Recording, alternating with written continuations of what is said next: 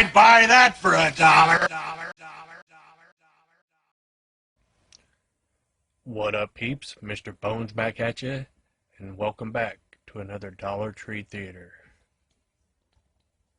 What we're talking about is unsane. Is she or isn't she?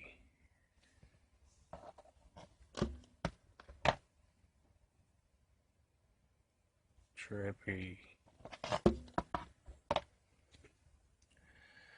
2018's Unsane, directed by Soderbergh, written by Jonathan Bernstein and James Greer, starring Claire Foy as Sawyer Valentini, Joshua Leonard as David Strine, Jay Farrow as Nate Hoffman, Juno Temple as Violet, and a cameo by Matt Damon as Detective Ferguson.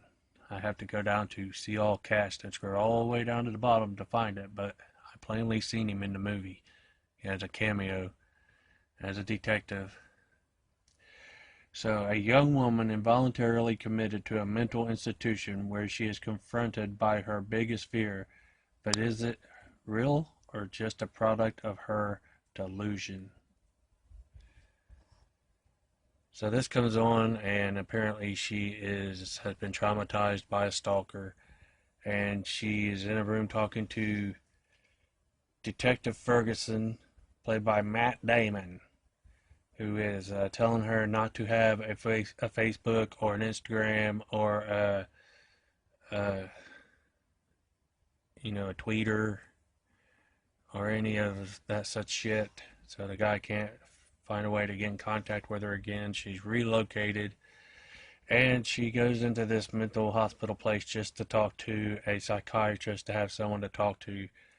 And they ask this question that gets asked often in hospitals and doctors' offices: do you ever have the feeling of hurting yourself or anybody or other people?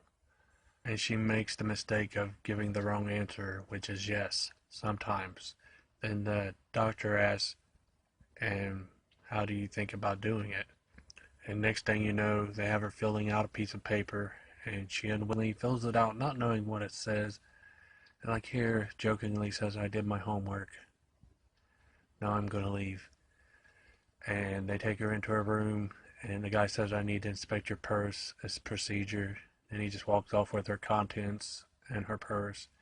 And then the nurse comes in and asks her to strip down, says she needs to check her for bruises and sores and such, and then takes her into another room to process her into the mental hospital and admit her in, because she unwittingly, without knowing, admitted herself in there.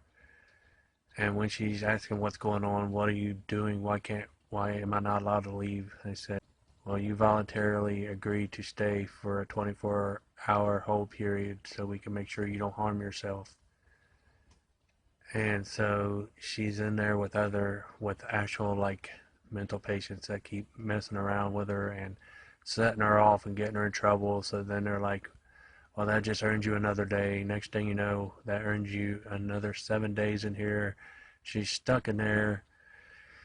And ends up talking to another patient outside in the patio area, and he says the way this works is they trick you into coming in here, and as long as you have insurance, they find reasons that you need to stay here until the money runs out, which I believe that's something that really goes on in the real world. And the other patient has a phone that the hospital doesn't know about, and he lets her use it, and she calls her mother, and her mother comes and tries to get her out, but they won't let her out. They said, we have reason to keep her safe, and once we deem her suitable to leave, we will let her. And she sees a worker there and swears it's her stalker, which no one believes her, and they think she's crazy, and they keep giving her these meds that are making her delusional.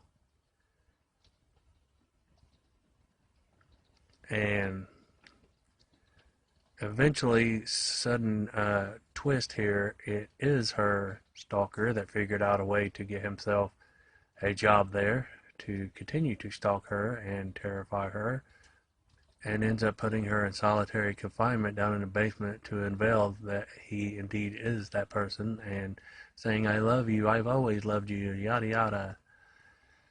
She's like, "You don't love me. You don't even know me. And have you even ever been with another woman?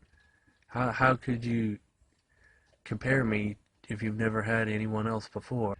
And talks him into bringing this girl Violet, who fucks with her a lot, down there to have sex with her, so he has someone to compare her to. Just a ploy to try use her as a pawn to get away while that girl is fighting, trying to get away. She runs out the door and escapes, and he breaks that girl's neck. And that is one part I didn't agree with, using her as like a pawn to escape. They could have both ran away, but no, he snaps her neck, which kind of felt bad for that character, Violet, played by Juno Temple. I was like, did you really have to sacrifice her so you could get loose? You guys could have both run away. But he follows her and catches her in the woods and breaks her ankle with a hammer. It's pretty brutal and violent, and the movie's suspenseful. And at first, it's like, what the fuck am I watching? It's kind of a slow burn, and it's just kind of like boring. And what the hell is it's like a chick in a mental hospital? But then, once the twist comes, turns out, the hospital's fucking her over, keeping her trapped there just to make money off from her, and then her killer or stalker is there, and it gets suspenseful, and it's a decent watch, and I'd recommend you check it out. And that is what I watched. Peace.